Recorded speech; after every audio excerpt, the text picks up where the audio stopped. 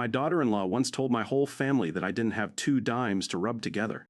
9 days later, while I was still recovering in a hospital bed from a stroke, she let herself into my house and threw out 30 years of my late husband's belongings, calling it a favor. She was so certain that my modest little house would belong to her husband any day now that she never once stopped to ask who actually owned it. She was about to find out exactly how wrong she was. If you have ever been quietly underestimated by the very people who were supposed to love you best, if you spent years being patient while someone treated your kindness like weakness, stay with me all the way to the end, because this story does not end the way either of us expects it to. My name is Margaret Ellison. I am 73 years old, a widow of 30 years, and until a decade ago, I ran 3 home goods stores across 2 counties that I built up, board by board and dollar by dollar, from a single upholstery shop I opened with my husband when we were barely out of our 20s. Let me back up though, because none of what happened later will make sense unless you understand exactly where that money came from and exactly why I never told a soul how much of it there really was. Walter and I got married the summer I turned 22. We didn't have very much to our name back then. Just a rented 2-room apartment, 1 car between us, and a dream Walter had been nursing since he was a boy of opening his own furniture repair and upholstery shop. His father had taught him the trade in a garage in the next town over, and by the time we married, Walter could take a chair that looked fit for the dump and hand it back to you, looking like something out of a showroom. I never learned to sew a stitch of upholstery myself, but I was good with numbers and better with people, so I ran the front of the shop while Walter ran the back. We opened a second location when I was 31. We were, by any small-town measure, doing well. Not rich. Comfortable. The kind of comfortable where you can finally stop counting every grocery receipt quite so carefully. Then, the September I turned 43. Walter had a heart attack in the workshop on a Tuesday afternoon and was gone before the ambulance made it 3 blocks. He was 45 years old. Our son Daniel was 9. I remember standing in that workshop afterward, surrounded by half-finished chairs that would never get finished by the hands that started them, thinking that I had exactly 2 choices. I could sell everything, take whatever the shops were worth, and raise my son on that money alone. Or I could keep going, keep the shops open, and figure out the rest as I went. I chose to keep going, mostly because closing those doors felt like closing a door on Walter too, and I wasn't ready to do that yet. For the next 22 years, I ran those stores, expanded to a 3rd location when Daniel was 17, and started quietly buying small rental properties whenever there was extra money at the end of a good year. A duplex here, a little 4-unit building there, never anything flashy, never anything anyone would notice from the street. 10 years ago, when I was 63, a regional retail group made an offer to buy all 3 stores outright. I sold for $4,800,000, kept every rental property I'd collected along the way, and put the proceeds into conservative, well-managed investments that I checked on maybe twice a year. And then, I kept living exactly the way I always had. Same house Walter and I bought the year we married. Same 15-year-old sedan. Same coupons folded into my purse at the grocery store on Wednesdays. I did that on purpose, and it wasn't modesty, whatever people assumed. Walter used to say, back when we were young and broke and happy, that any amount of money that changes how a person treats the people around them isn't worth having in the first place. After he died, I made myself a private promise standing in that empty workshop that I would never let money change who I was, and more importantly, that I would never let it change who loved me or why. So I said nothing. Not to my neighbors, not to my church friends, not even to the man who cut my grass every other Saturday. And as it turned out, not nearly enough to my own son, and certainly not to the woman he eventually married. I raised Daniel mostly alone after that, between opening hours and school pickups and the kind of exhaustion that doesn't leave much room for long conversations about feelings. He grew up watching me count nickels at the kitchen table some nights and sign 6-figure property deals on quiet Tuesday afternoons other years, and I think, looking back, that I never quite explained to him which years were which. He became an accountant himself, careful with numbers the way his father had been careful with wood, and I was proud of him in a way I probably didn't say out loud often enough. I assumed for a long time that because he understood numbers professionally, he understood mine personally too. I was wrong about that, though not nearly as wrong as I would eventually be about his wife. Daniel married Vanessa the year he turned 31. She worked in marketing for a hotel chain 2 states over, dressed like she was always on her way to an important meeting, and had a way of looking around a room and mentally pricing everything in it before she'd even said hello to the people standing there. From her very first Sunday dinner at my house, I noticed the way her eyes moved across my kitchen, my furniture, my chipped everyday dishes, the way you'd notice a smell you were too polite to mention out loud. She wasn't cruel about it. Not in the beginning. She'd run a finger along my counter and say something like, "Oh, Margaret, you really should think about updating these cabinets. It wouldn't cost much at all," in a tone that suggested a few $1,000s was pocket change to everyone, or should be. I let it go. I told myself she was young, that she'd grown up without much, according to Daniel, and that some people who grow up with less feel a constant low-grade need to prove they now have more. Over the years, the comments kept coming, small and steady, the kind that are easy enough to brush off one at a time. She'd mention, almost gently, that it was about time I got a newer car, since surely I could afford one. She'd bring up, at nearly every visit, how much better the house would show if I just replaced the carpet, repainted the trim, took down some of Walter's old photographs to open the place up. She never once asked whether I wanted any of those things. She simply assumed that if I hadn't done them yet, it must be because I couldn't, and that eventually, someone with better taste and more resources would get around to fixing what I had apparently been too poor or too stubborn to fix myself. I let every one of those comments pass without correction. Looking back, I understand now that I was training her, in my silence, to believe something about me that wasn't true, and that every unanswered comment was one more brick in a wall of assumptions that would eventually get very hard to tear back down. I remember one particular afternoon, maybe 4 years into the marriage, when Vanessa mentioned that she and Daniel were planning a trip to Portugal for their anniversary and, almost as an afterthought, asked whether I could help cover part of the airfare, since surely, she said, a woman my age with no real expenses left must have plenty sitting around doing nothing. I told her truthfully that money was a little tight that month, which was not exactly a lie, since I never touched the bulk of what I had for anything beyond quiet reinvestment. She looked at me for a moment with an expression I couldn't quite name at the time, something between pity and disappointment, and said, "Well, that's all right, Margaret, we understand," before changing the subject entirely. I have thought about that look many times since, and I understand it now for exactly what it was. The comments sharpened 2 years ago, at Thanksgiving when I had 14 people crowded around my dining table, including Daniel's in-laws and 2 of Vanessa's coworkers she'd invited without asking me first. At some point during dessert, the conversation drifted to Walter's old workshop, which still stood at the back of my garage exactly the way he'd left it 30 years earlier. His tools hung on their pegboard. His reading glasses still sitting on the workbench where he'd set them down the last morning of his life. Vanessa brought it up in that light, reasonable voice she always used whenever she wanted to say something cutting without anyone being able to call her cruel for it. Smiling around the table like she was including everyone in a joke. "Margaret, don't you think it's about time you let go of the shrine out there?" she said. "It's been 30 years. Some of us would love to actually park a car in a garage that size instead of looking at a dead man's toolbox." A couple of people laughed, uncomfortably, the way people do when they're not sure whether something was a joke or not. Daniel went very still and said nothing at all. I smiled, passed the sweet potatoes down the table, and said I'd think about it. I did not think about it. Not for 1 second, not that night or any night after. But I noticed something in the days that followed, turning her words over in my mind. She hadn't asked whether I minded parting with the workshop. She had assumed, out loud, in front of 14 people, that the garage and everything Walter had left in it was simply an obstacle standing between her and something she already considered rightfully hers.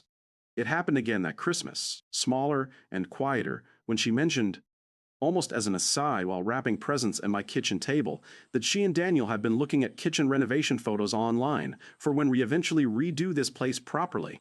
She said it the way you'd mention weather, an inevitability rather than a request. I asked her as gently as I could manage what exactly she meant by eventually. She laughed, waved a hand, and said, "Oh, Margaret, you know what I mean, don't overthink it," and changed the subject to whether Daniel's cousin was bringing her new boyfriend to Christmas dinner. I did overthink it, quietly, for a long time afterward, turning it over the way you turn over a stone in your pocket. Twice now, in the span of one holiday season, this woman had spoken about my house, my garage, my kitchen, as though the only open question was timing, never ownership. Not once had it occurred to her, apparently, that the house might simply stay mine for as long as I was alive to enjoy it, and that what happened to it afterward was a decision I intended to make myself on my own terms when I was good and ready. Then, this past spring, on an otherwise ordinary Tuesday morning, I had a stroke while I was watering the tomatoes in my backyard. A neighbor found me on the ground about 20 minutes later and called an ambulance. It turned out to be what the doctors called a mild ischemic stroke, thank God, the kind that leaves you shaken and weak on one side rather than permanently changed. But it still landed me in the hospital for 9 days, while they ran scan after scan and made absolutely sure I could still speak clearly, walk with help, and remember my own name and my son's birthday without hesitating. Daniel visited every single day, sometimes twice, and I want to say clearly that whatever else happened, my son showed up for me in that hospital room the way a son should. Vanessa came exactly twice in 9 days. Both visits under 20 minutes. Both times spent mostly on her phone in the corner of the room while I dozed. I told myself she was busy. I told myself a lot of generous things lying in that bed because it was easier than facing what I already half knew. On the 10th day, a physical therapist cleared me to go home, provided I used a wheelchair for at least the first week and had someone check on me daily. Daniel drove me home himself, helped me inside, got me settled in my recliner, and then went to work the next morning because, as he put it, Vanessa would be around during the day to help me with anything I needed. It was 2 days after that, while Daniel was at work, and I was wheeling myself slowly toward the hall closet to find a heating pad, that I discovered the closet was nearly empty. Walter's old flannel shirts, the ones I kept folded in the cedar chest and still, occasionally, held up to my face because they still faintly smelled like him even after 30 years, were gone. The shoebox of letters he wrote me during the 18 months we dated before we could afford a proper courtship, every single one gone. My own mother's chipped blue mixing bowl, the one she'd handed down to me the day I got married, gone. In their place, sitting on the closet shelf like a strange apology, were 3 unfamiliar beige throw pillows and a vanilla-scented candle still wrapped in cellophane.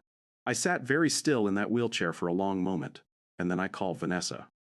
My hands were shaking, though whether from the stroke or from something else entirely, I honestly couldn't say. When she picked up, I asked her, as calmly as I could manage, what had happened to my things. There was a pause, and then she said, without a single hint of apology in her voice, "I did you a favor and cleared some of that old clutter out while you were in the hospital. I figured you had enough on your plate without dealing with it. And honestly, Margaret, this house is basically going to be Daniel soon enough anyway, so it might as well start looking like an actual home instead of a museum to a man who's been dead for 30 years. I sat with the phone against my ear for a long time after she finished talking.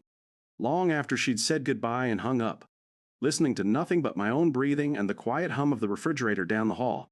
9 days in a hospital bed, and this was what I came home to. 30 years of careful, deliberate silence about who I really was and what I really owned. And this was the moment it all came due. I did not raise my voice on that call, and I did not cry after I hung up. Not that day, and not the next. I sat in my wheelchair, in my own living room, in the quiet, and thought about Walter, and about the promise I had made myself the week he died. Standing alone in that workshop, full of unfinished chairs. I had promised myself that no amount of money would ever be allowed to decide who I let close to me, and that I would never again let anyone assume ownership over something I had built with my own 2 hands, whether that thing was a chair, a shirt, a shop, or a house. I thought, too, about something Walter used to say whenever a customer tried to talk him down on a fair price for good work.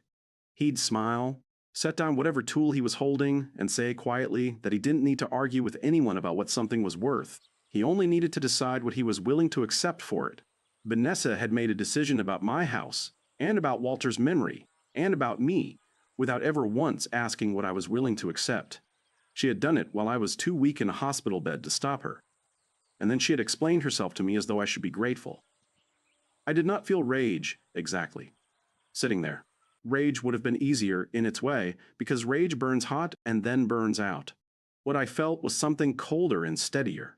Something that had been building quietly for years under a surface of coupons and old sedans and unanswered comments about my cabinets, and it had finally found its shape. I was not going to shout. I was not going to demand an apology. I doubted she was capable of giving honestly. I was simply going to make a decision of my own. Quietly, the way Walter and I had always made every decision that actually mattered in our life together. And I was going to make it without asking anyone's permission first. 3 weeks after I came home, once I was steady enough on my feet to walk into an office without help, I called my attorney. Her name was Renata Kwan, and she had handled every piece of my financial life for almost 15 years, quietly and competently, without ever once slipping and mentioning to anyone how much she actually knew about my accounts. I asked her to draw up an amendment to my estate plan. For nearly 20 years, my will had left the house to Daniel outright, free and clear, the day I died, the way any mother naturally plans to take care of her only child. I told Renata I wanted to change that, though I made very clear I had no intention of cutting my son out of anything unfairly. I still left Daniel a full third of my investment portfolio, which by that point, after 10 years of careful, unglamorous compounding, was worth just over $6 million. That third alone came to more money than most people see in a lifetime, and I made sure Renata built the language so it would arrive to him cleanly with the smallest possible tax burden whenever the time eventually came. But the house itself, the one Vanessa had already decided out loud more than once, was basically hers.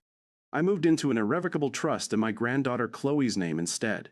I had Renata build in a clause that the house could not be sold, refinanced, or transferred to anyone outside the trust for at least 10 years after my death, and that Daniel and Vanessa, individually or as a married couple, would have no legal claim to the property whatsoever under any circumstance. The filing and restatement work came to $1,100 in attorney's fees, and the entire meeting, signatures included, took just under 90 minutes of my time.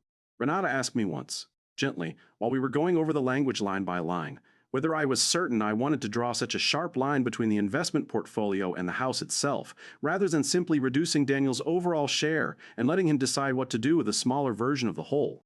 I told her no. It had to be the house specifically, because the house was never really about money to Vanessa in the first place. It was about a certain kind of quiet claiming, the sort you do to a thing before you're willing to admit out loud that you've already decided it's yours.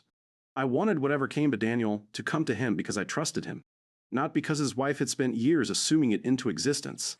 I remember sitting across from Renata's desk while she read the final language back to me, and asking her, half joking and half serious, whether $1,100 was a reasonable price for peace of mind.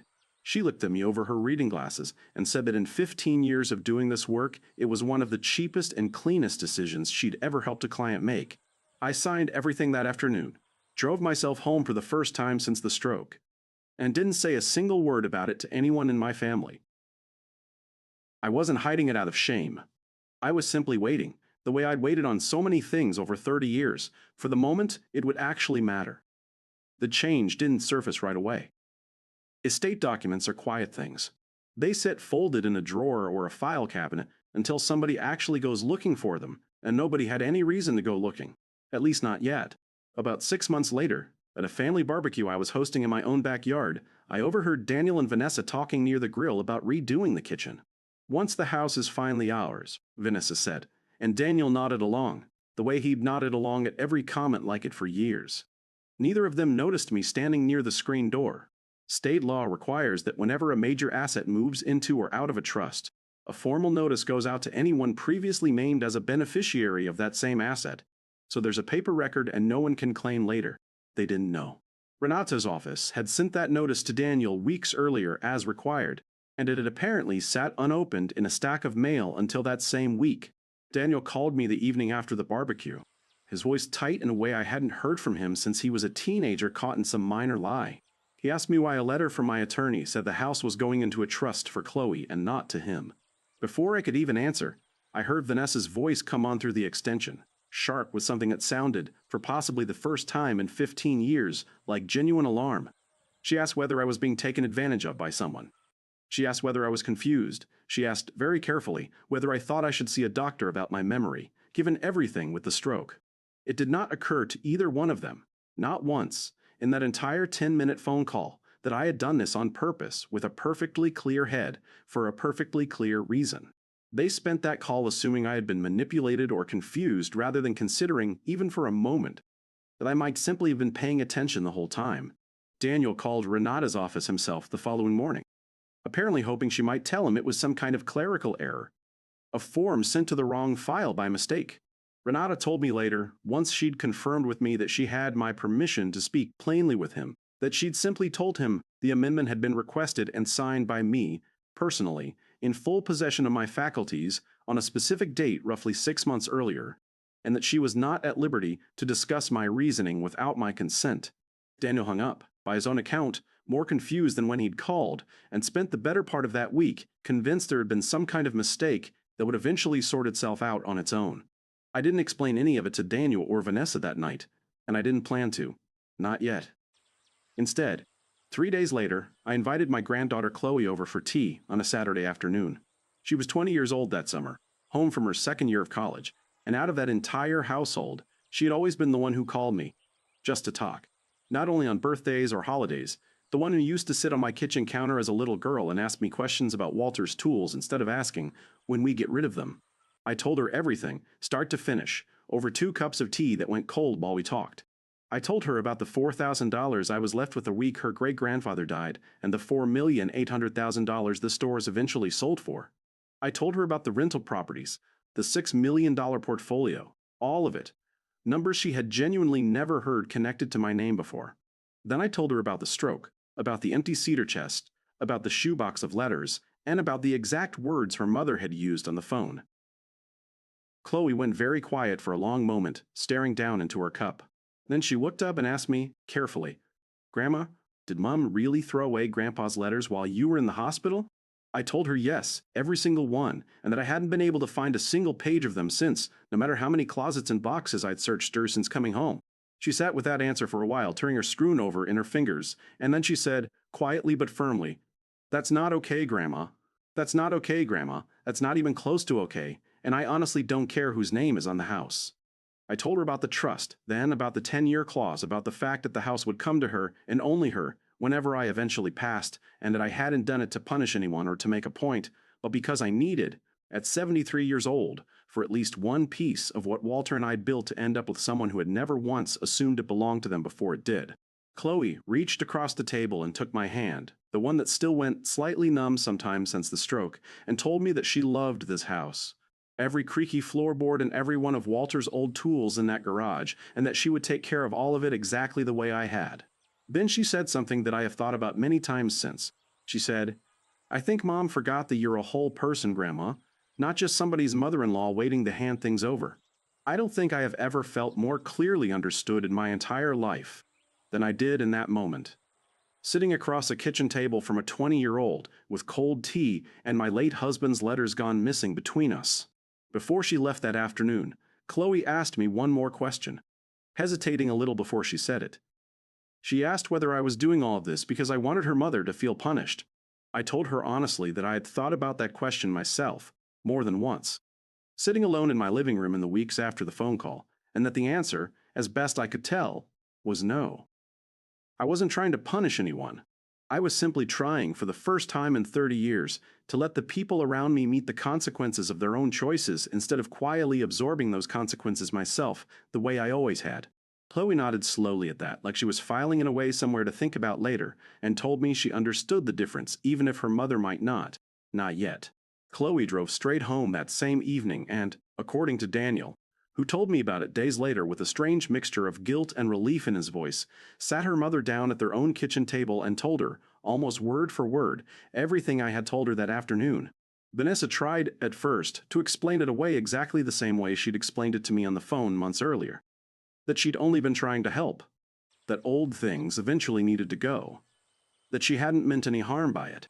Daniel said Chloe cut her off partway through and told her flatly, "You didn't clean out a closet, Mom. You erased Grandpa. You threw away his handwriting while Grandma was lying in a hospital bed. And now you want to be upset that she didn't leave you a house you were already talking about redoing before she'd even been discharged." Daniel told me it was the first time in 22 years of marriage that he had ever heard his daughter raise her voice at her mother. And the first time he had ever seen Vanessa sit completely silent afterward, without a smooth response ready to soften the moment. He said Vanessa left the kitchen table without finishing the conversation, went upstairs, and didn't come back down for the rest of the night. I want to be fair here, because this story isn't really about punishing anyone forever. Daniel told me afterward that he'd sat with his own guilt that night too, that he'd known on some level, all along, how his wife talked about my house and my things, and that he had chosen for years to say nothing rather than risk an argument at his own kitchen table. He apologized to me himself, a few days later, in person, and I told him honestly that I didn't blame him the way I blamed Vanessa, but that his silence had cost me something real too, even if it was a smaller, gentler kind of cost. Vanessa called me herself about 2 weeks after that conversation with Chloe, which, I want to note clearly, she had never once done on her own in 15 years of marriage to my son. Every previous conversation between us had happened because Daniel arranged it, or because a holiday required it. This one she initiated entirely on her own. She didn't ask me to change the trust.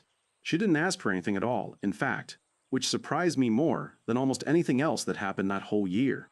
She told me, quietly, that she was sorry and that she had spent years assuming that because I lived simply, drove an old car, and clipped coupons at the grocery store, I must not fully understand what things were actually worth, financially or otherwise.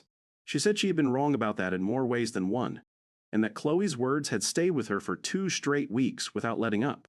Then she asked whether she could come over and help me look through the donation centers near us, to see if any of Walter's things might still be sitting on a shelf somewhere before they got sold off or thrown away for good.